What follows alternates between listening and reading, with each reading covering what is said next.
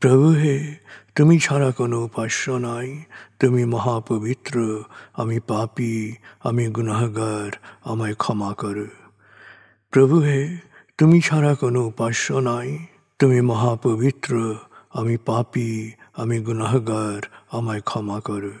প্রভু হে, তুমি ছাড়া কোনো উপাস্য নাই, তুমি মহাপবিত্র, আমি পাপী, আমি গুনাহগার, আমায় ক্ষমা করো।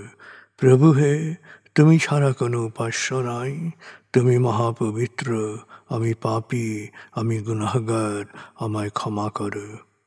প্রভু হে, তুমি ছাড়া কোনো উপাস্য নাই, তুমি মহাপবিত্র, আমি পাপী, আমি গুনাহগার, আমায় ক্ষমা করো। প্রভু হে, তুমি ছাড়া কোনো উপাস্য নাই, তুমি মহাপবিত্র, আমি পাপী, আমি গুনাহগার, আমায় ক্ষমা করো। প্রভু হে, তুমি ছাড়া কোনো উপাস্য নাই, তুমি মহাপবিত্র, আমি পাপী, আমি গুনাহগার, আমায় ক্ষমা করো।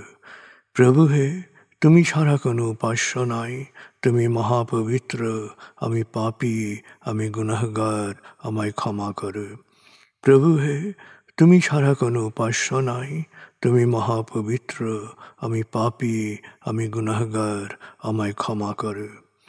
প্রভু হে, তুমি ছাড়া কোনো উপাস্য নাই, তুমি মহাপবিত্র, আমি পাপী, আমি গুনাহগার, আমায় ক্ষমা করো।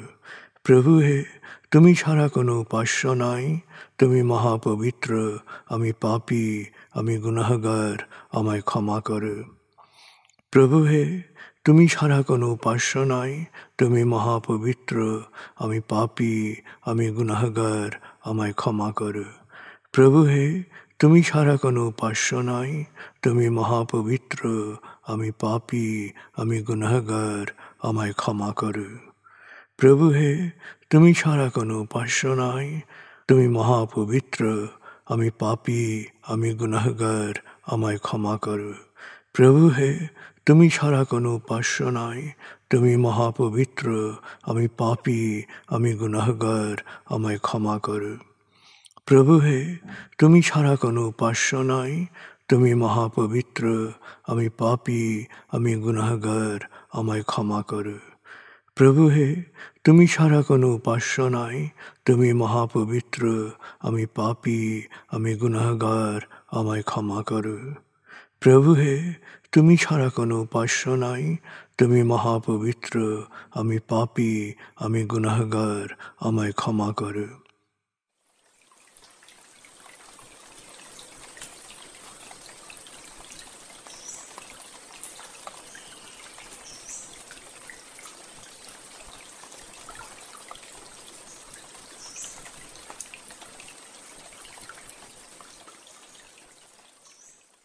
এবার আমরা সূরা তাকবীর এর মর্মবাণীর অংশ বিশেষে ডুবে যাব। তারপর ডুবে যাব আজকের জন্য নির্ধারিত সূরার তেলাওয়াত ও মর্মবাণীতে। 81 সূরা তাকবীর। দয়াময় মেহেরবান আল্লাহর নামে। যখন সূর্য অন্ধকারে ঢেকে যাবে, যখন তারকারাজি নিজেদের আলো হারাবে, যখন পর্বতমালা মরীচিকার ন্যায় উধাও হবে, যখন পূর্ণ গর্ভবতী উটনী পরিত্যক্ত হবে, যখন সকল বন্য পশুকে একত্র করা হবে, যখন সমুদ্রের জলরাশি স্ফীত হবে, যখন দেহে আবার আত্মা সংযুক্ত হবে, যখন জীবন্ত কবর দেয়া শিশুকন্যাকে জিজ্ঞেস করা হবে কি অপরাধে তাকে হত্যা করা হয়েছিল, যখন প্রত্যেকের আমলনামা দেখানো হবে, যখন আকাশের আবরণ সরানো হবে, যখন জাহান্নামের আগুন গনগনে লাল করা হবে, যখন জান্নাতকে দৃশ্যমান করা হবে, সেদিন প্রত্যেকেই জানতে পারবে কি পরিণতির জন্যে সে নিজেকে প্রস্তুত করেছে, বুঝতে পারবে কি করা উচিত ছিল আর কি করা উচিত হয়নি। সাক্ষী আবর্তনশীল নক্ষত্র, কক্ষপথে দৃশ্যমান গ্রহসমূহ যা এক সময় অদৃশ্য হয়, সাক্ষী রাতের অবসান মুহূর্ত এবং প্রভাতের আগমন কাল। নিশ্চয়ই এই কোরআন আরশের সার্বভৌম অধিপতির নিকট উচ্চ মর্যাদা সম্পন্ন সম্মানিত রসুলের মুখ নিঃসৃত, যার কথা অবশ্যই বিশ্বাসযোগ্য ও ও মানা উচিত।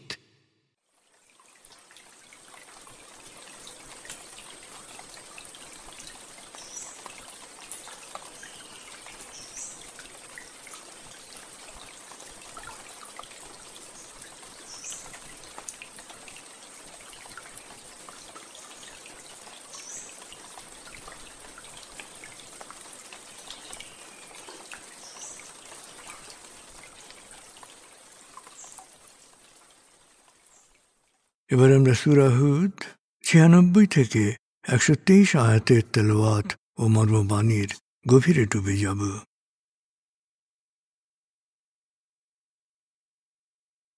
11 সূরা হুদ। বিসমিল্লাহির রহমানির রহিম। ولقد أرسلنا موسى بآياتنا وسلطان مبين إلى فرعون وملئه فاتبعوا أمر فرعون وما أمر فرعون برشيد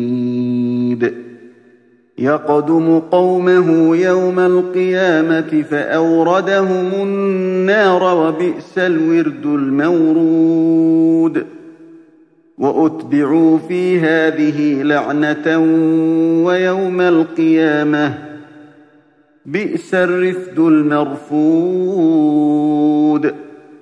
ذلك من أنباء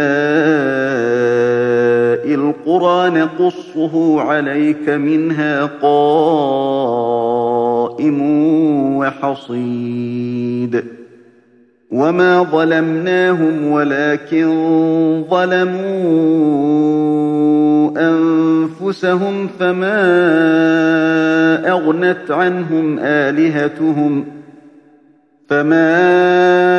أغنت عنهم آلهتهم التي يدعون من دون الله من شيء لما جاء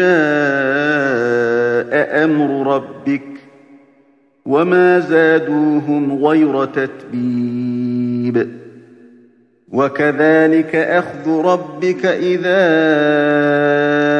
أخذ القرى وهي ظالمة إن أخذه أليم شديد إن في ذلك لآية لمن خاف عذاب الآخرة ذلك يوم مجموع له الناس وذلك يوم مشهود وما نؤخره إلا لأجل معدود يوم يأتي لا تكلم نفس إلا بإذنه فمنهم شقي وسعيد فأما الذين شقوا ففي النار لهم فيها زفير وشهيق خالدين فيها ما دامت السماوات والأرض إلا ما شاء ربك إن ربك فعال لما يريد وأما الذين سعدوا ففي الجنة خالدين فيها ما دامت السماوات والأرض إلا ما شاء ربك عطاء غير مجذوذ فلا تك في مرية مما يعبد هؤلاء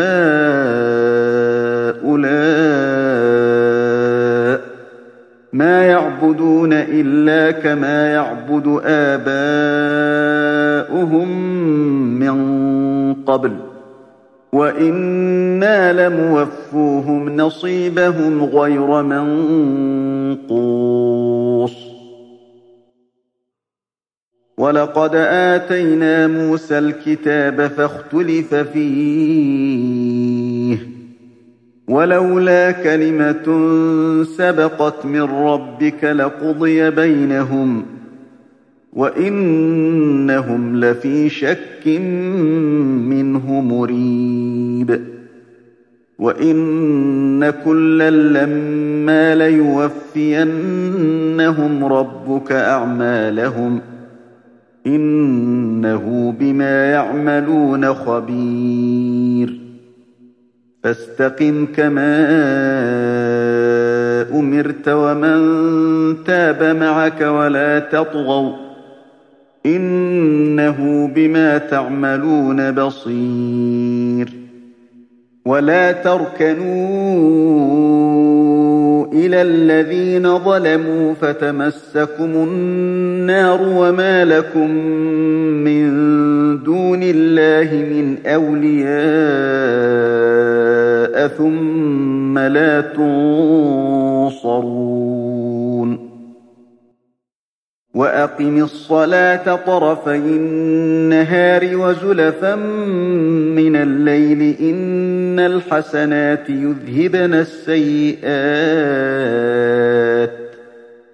ذلك ذكرى للذاكرين واصبر فإن الله لا يضيع أجر المحسنين فلولا كان من القرون من قبلكم أولو بقية ينهون عن الفساد في الأرض إلا قليلا ممن أنجينا منهم واتبع الذين ظلموا ما أترفوا فيه وكانوا مجرمين وما كان ربك ليهلك القرى بظلم وأهلها مصلحون ولو شاء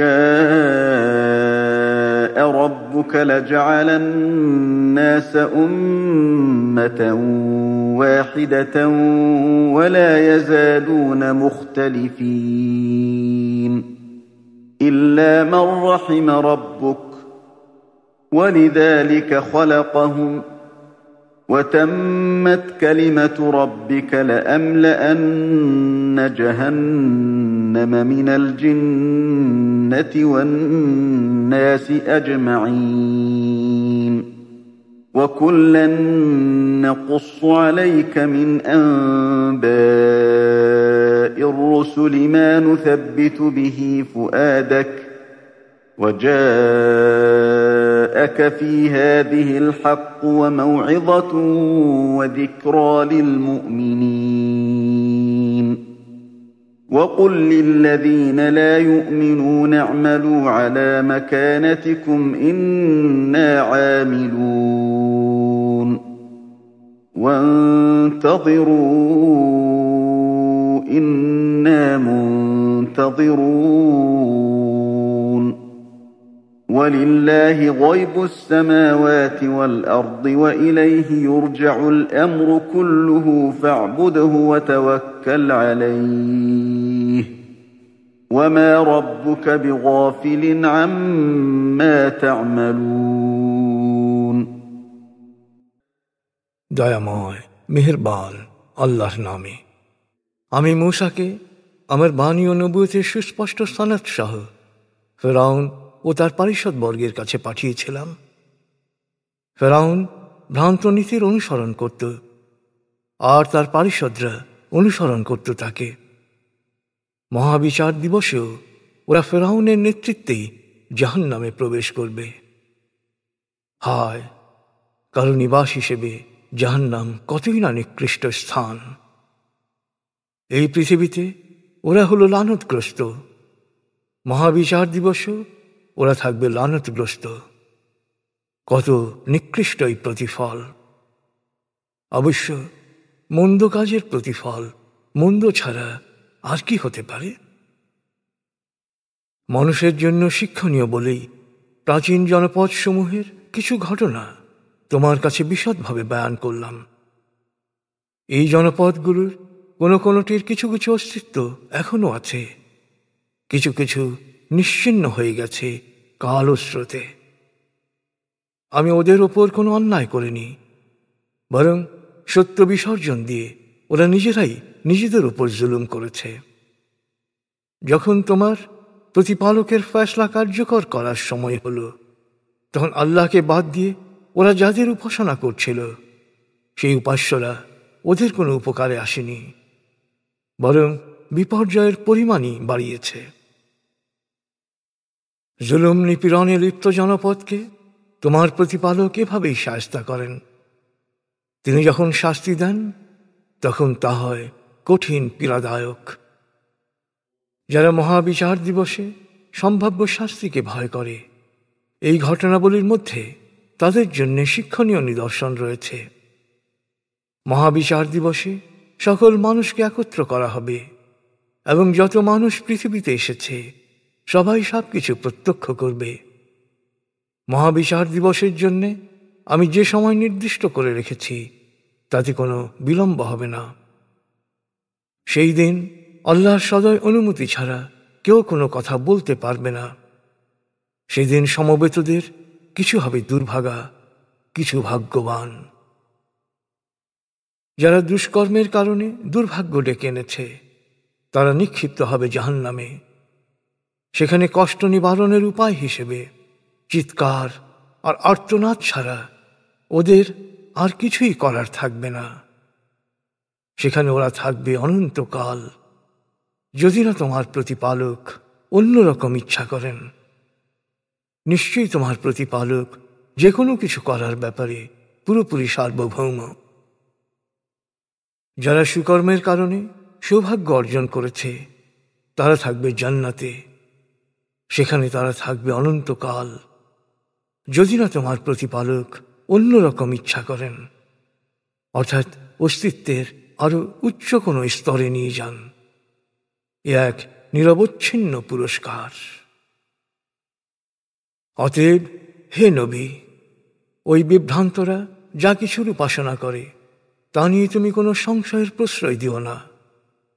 ওদের বাপ দাদারা যাদের উপাসনা করত ওরা অন্ধভাবে সংস্কার রূপে তাদেরই উপাসনা করছে। মনে রেখো, ভালো মন্দ যাই করুক ওদের কর্মফল আমি পুরোপুরি দেব, তাতে কোনো কমতি করব না। নিশ্চয়ই আমি ইতপূর্বে মূসাকে কিতাব দিয়েছিলাম। সেখানেও তার সম্প্রদায়ের কিছু মানুষ এর বিপরীতে নিজস্ব মতামত ব্যক্ত করে মতবিরোধ সৃষ্টি করেছিল। তোমার প্রতিপালকের পূর্ব সিদ্ধান্ত না থাকলে সাথে সাথে সেখানে ওদের ব্যাপারে ফয়সলা কার্যকর হয়ে যেত। আসলে যে ওদের আল্লাহর পথে লাগছিল ওরা তাকে ঘোরতর সন্দেহ করেছিল। নিশ্চয়ই তোমার প্রতিপালক প্রত্যেককে তার ভালো মন্দ কাজের পূর্ণ প্রতিফল প্রদান করবেন। তিনি সবারই সকল কাজের খবর রাখেন। অতএব হে নবী, তুমি যেভাবে আদিষ্ট হয়েছ সেই সত্য পথে সুদৃঢ় থাকো। তোমার সঙ্গীরা যারা বিশ্বাস স্থাপন করেছে তারাও একইভাবে আদিষ্ট সত্য পথে সুদৃঢ় থাকুক। তোমরা কেউ কারো ব্যাপারে বিশ্বাসী সত্য অস্বীকারী নির্বিশেষে ন্যায়পরতার সীমা লঙ্ঘন করো না। নিশ্চয়ই তোমরা যা করো তোমার প্রভু তা সম্যক দ্রষ্টা। যারা ন্যায়পরতার সীমা লঙ্ঘন করে তাদের দিকে তুমি ঝুঁকে পড়ো না, তাদের ওপর নির্ভর করো না। যদি করো তবে পরকালে আগুন তোমাকে গ্রাস করবে। তখন আল্লাহর শাস্তি থেকে তোমাকে রক্ষা করার জন্যে কাউকে পাবে না, আর আল্লাহ তোমাকে সাহায্য করবেন না। হে বিশ্বাসীগণ, তোমরা নামাজ কায়েম করো দিনের 2 প্রান্ত ভাগে এবং রাতের প্রথম অংশে। নিঃসন্দেহে ভালো কাজ জীবন থেকে মন্দ কাজকে বিতাড়িত করে। যারা আল্লাহকে স্মরণ করতে অভ্যস্ত এটি তাদের জন্য এক গুরুত্বপূর্ণ নসিহত। আর সকল প্রতিকূলতায় ধৈর্য ধারণ করো। আল্লাহ সৎকর্মশীলদের কর্মফল কখনো বিনষ্ট করেন না।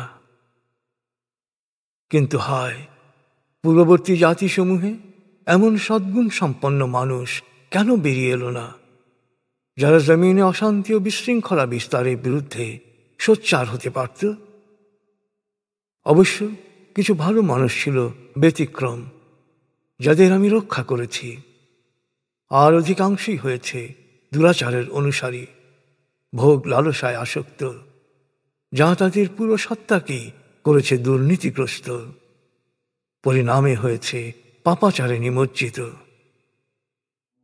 আসলে পরস্পরের সাথে সদাচারী ও ন্যায়পরায়ণ থাকলে তোমার প্রতিপালক কখনো শুধু বিশ্বাসী না হওয়ার কারণে কোনো জাতি বা জনপদের বিনাশ করেন না। তোমার প্রতিপালক যদি ইচ্ছা করতেন তবে সকল মানুষকেই এক জাতিতে পরিণত করতে পারতেন, কিন্তু আল্লাহর ইচ্ছা অন্যরকম।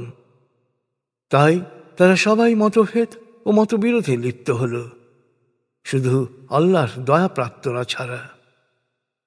ঠান্ডা মাথায় সহজাত বিচার বুদ্ধি প্রয়োগ করে সত্যপথ অনুসরণ করে অনুগ্রহ লাভ করুক, এই লক্ষ্যেই তিনি মানুষ সৃষ্টি করেছেন।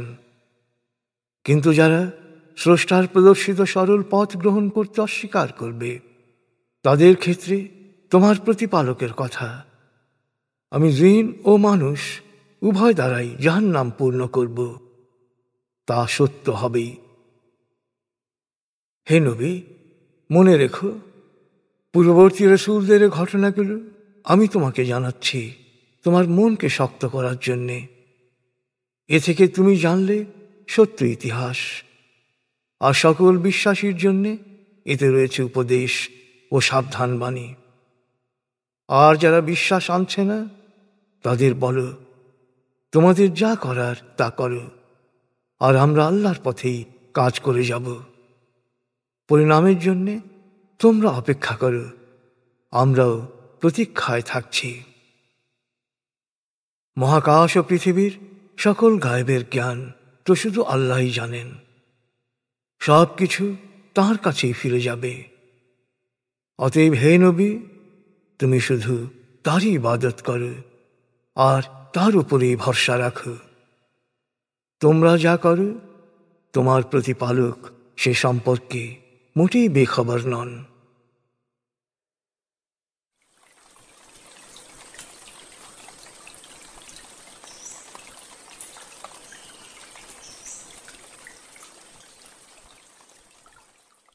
আপনি এতক্ষণ মর্মবাণীর গভীরে ডুবেছিলেন। এবার আপনার মনে মর্মবাণীর যে বিষয়গুলো দাগ কেটেছে, সেই বিষয়গুলোর ভাবনায় ডুবে যান।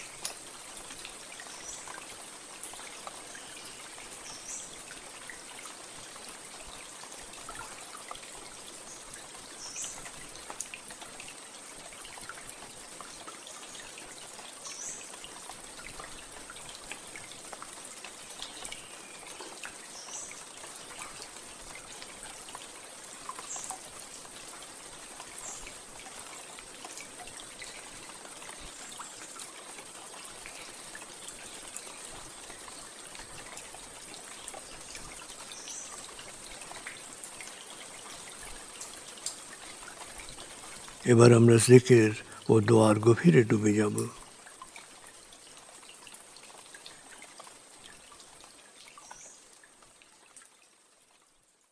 এবার হালকাভাবে চোখ বন্ধ করুন, লম্বা দম নিন, নাক দিয়ে দম নিন, আস্তে আস্তে মুখ দিয়ে দম ছাড়ুন। দম নেবেন পেটে, ছাড়বেন মুখ দিয়ে। দম নেওয়ার চেয়ে দম ছাড়তে সামান্য বেশি সময় নিন।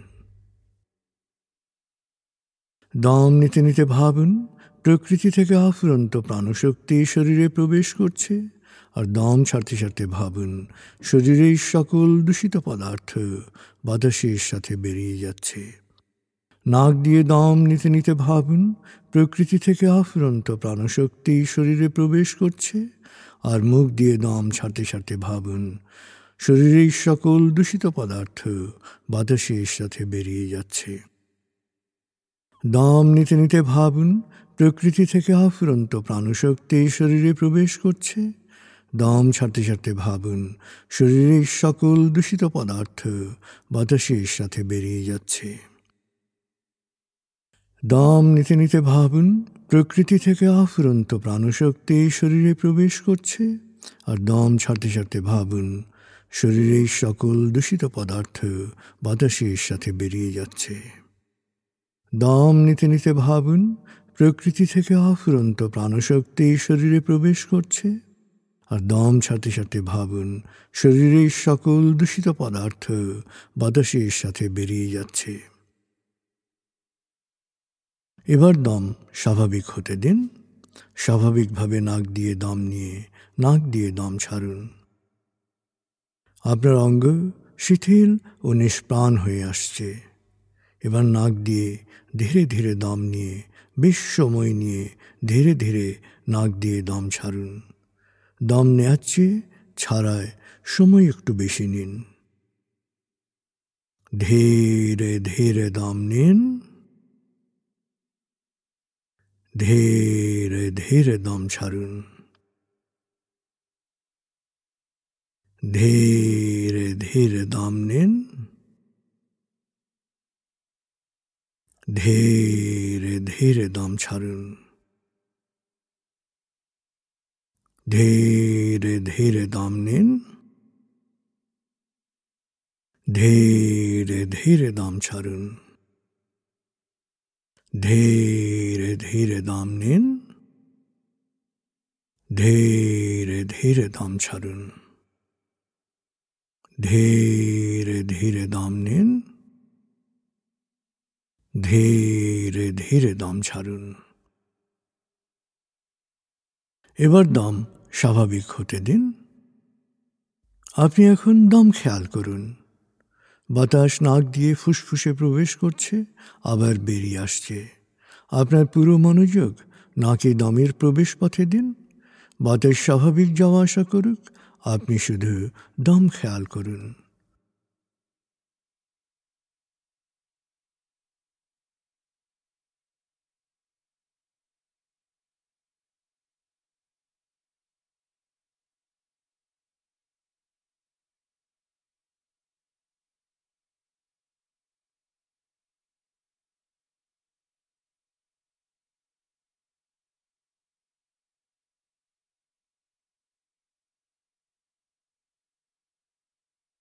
অনুভব করুন আপনার শরীর ভারী লাগতে শুরু করেছে। আরাম আরাম আরাম অনুভব করুন শীতলতা স্রোতের মতো, বরফ গলা পানির মতো আপনার মাথা থেকে শরীর বেয়ে নিচের দিকে নেমে যাচ্ছে।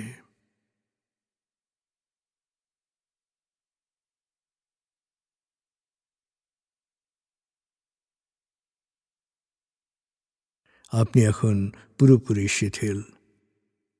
শিথিলায়নের গভীর স্তরে প্রবেশ করেছেন আপনি। আপনার ব্রেন ওয়েভ বিটা স্তর থেকে নেমে গেছে আলফায়। মনের বাড়ির পথে আপনি এখন আলফা স্টেশনে এসে পৌঁছেছেন। এই স্টেশনে আপনার জন্য রয়েছে বিশেষ ওয়েটিং রুম। আলফা স্টেশন থেকে আপনি এখন মনের বাড়িতে যাচ্ছেন। আমি গণনা শুরু করছি। 19,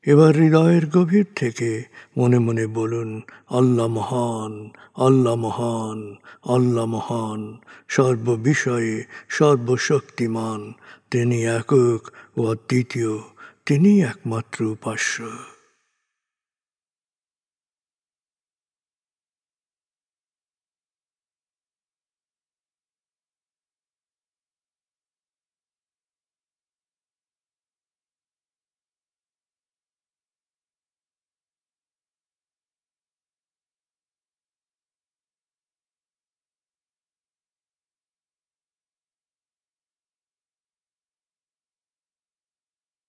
হৃদয়ের গভীর থেকে প্রার্থনা করুন, হে আল্লাহ, তুমি আমাদেরকে বিশ্বাসী, সৎকর্মশীল, সংঘবদ্ধ মানুষ হিসেবে কোয়ান্টাম ফাউন্ডেশনে একাত্ম করেছ।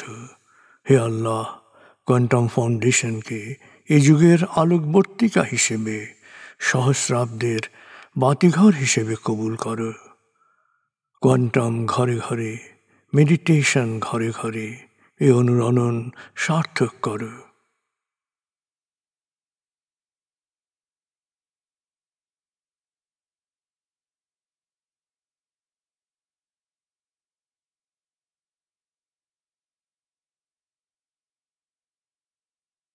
হে আল্লাহ, হে দয়াময়, হে মেহেরবান, কোয়ান্টাম ফাউন্ডেশনের সকল কার্যক্রম, শিক্ষা সেবা, শুদ্ধাচার, রক্তদান, এতিমান, প্রবীণ সেবা, চিকিৎসা সেবা, খতনা, মাতৃমঙ্গল, দাফন, কোয়ান্টাম মেথড কোর্স, এই সমস্ত কার্যক্রমকে সদকায়ে জারিয়া হিসেবে কবুল করো।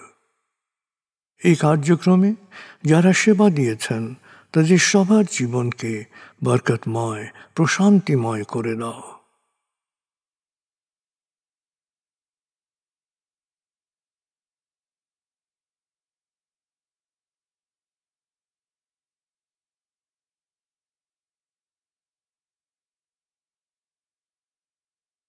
হে আল্লাহ, গত ৩০ বছর ধরে ফাউন্ডেশনের কাজগুলোকে গতিশীল রাখার জন্যে যারা নিয়মিত দান করেছেন, যারা এককালীন দান করেছেন, যারা জাকাত দিয়েছেন, যারা স্থাবর অস্থাবর সম্পত্তি দান করেছেন, তাদের সবার দানকে তুমি সৎ দান হিসেবে কবুল করো, সদকায়ে জারিয়া হিসেবে কবুল করো। তাদের পরিবারে সুখ ও প্রশান্তি দান করো, তাদের ধন সম্পত্তিতে বরকত দান করো।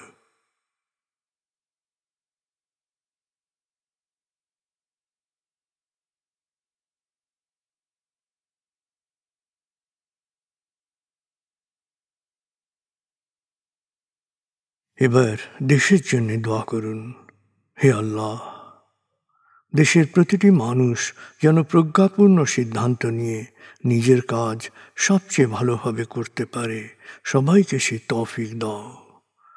হে আল্লাহ, তুমি আমাদের তোমার বিশেষ অনুগ্রহ ভাজন জাতিতে পরিণত করেছ, অফুরন্ত অনুগ্রহ সম্পদ দিয়েছ, বিশ্বকে বিভিন্ন ক্ষেত্রে নেতৃত্ব দেওয়ার মতো মেধা ও মস্তিষ্ক দিয়েছ। আমরা যেন ভালো মানুষ, ভালো দেশে রূপান্তরিত হতে পারি, আমাদের সেই তৌফিক দাও।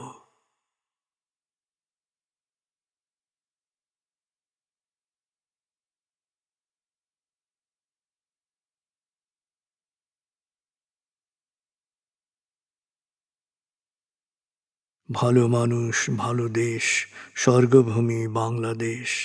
ভালো মানুষ, ভালো দেশ, স্বর্গভূমি বাংলাদেশ। ভালো মানুষ, ভালো দেশ, স্বর্গভূমি বাংলাদেশ। দেশের জন্য প্রার্থনা করুন। দেশকে যেমন দেখতে চান সেভাবে প্রার্থনা করুন।